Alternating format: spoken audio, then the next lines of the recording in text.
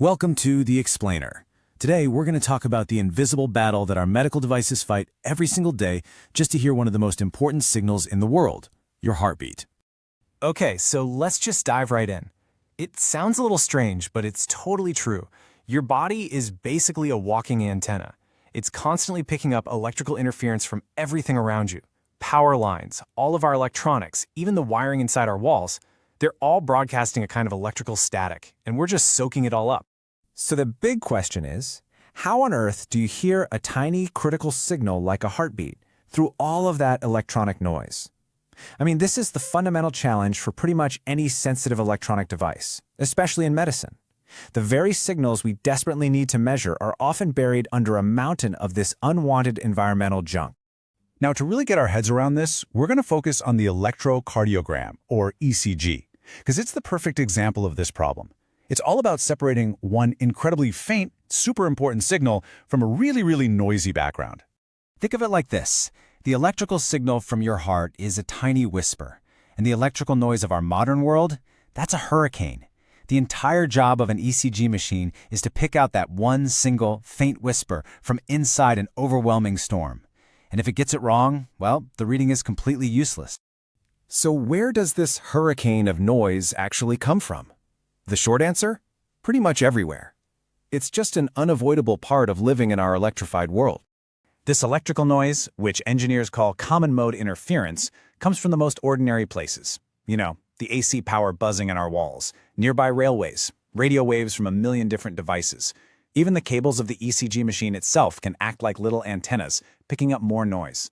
And this diagram from a Texas Instruments report just lays it out perfectly. It shows how all that ambient noise invisibly jumps onto the patient and the equipment. It's something called capacitive coupling, and it threatens to completely drown out the heart's true signal. Now you're probably thinking, okay, why not just filter the noise out? And that sounds simple, right? But there's a really subtle, really crucial complication that makes it incredibly difficult. You see, in a perfect world, in some kind of ideal circuit, the noise hitting all the sensor inputs would be exactly identical. The machine could then just look at what's common to all inputs and ignore it. Easy.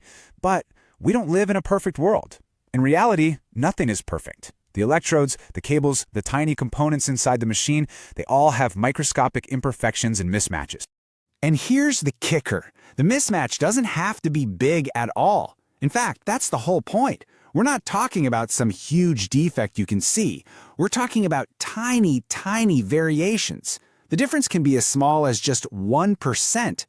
And this is the critical part. Just a 1% mismatch between components can cause the system's ability to reject noise to absolutely plummet. That common noise, the stuff that should be identical and easy to ignore, gets converted into something else, differential noise. And what that really means is, the noise now has a unique shape on each input, making it practically impossible for the machine to tell the difference between the noise and the actual heartbeat. So to solve this, engineers came up with an absolutely brilliant solution. They figured, instead of trying to block the noise, what if we could actively cancel it out? It works on the exact same principle as those noise-canceling headphones a lot of us use every day. If you can create a signal that's a perfect mirror image of the noise, the two sound waves cancel each other out. And what are you left with? Silence. And this diagram right here, this illustrates the hero of our story. It's called the right leg drive, or RLD circuit. You can think of it as a pair of noise-canceling headphones, but for the patient's entire body.